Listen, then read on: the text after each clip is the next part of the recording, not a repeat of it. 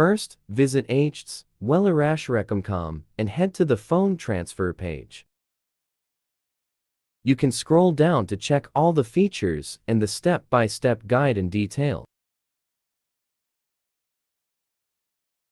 After that, click the Back to Top button. Click the Try for Free option to download it on your computer. Double-click the iReaShare phone transfer installer to install it on your computer by following the step-by-step guide. Once finished, click Finish to close setup. Run the software on your computer, then you will see this main interface. Connect your Xiaomi phone to the computer via USB cable. The software will detect your Xiaomi phone. If prompted, please click OK or Allow on your Xiaomi phone to make sure the connection is established. After successfully connecting, link your Samsung phone to the same computer via USB cable.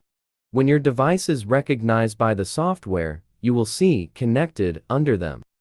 Tick off the data types you want to transfer, then click the Start Copy button. Data including contacts, call logs, text messages, photos, music, documents, videos, and apps can be transferred from your Xiaomi phone to your Samsung phone. It will take some time, please be patient.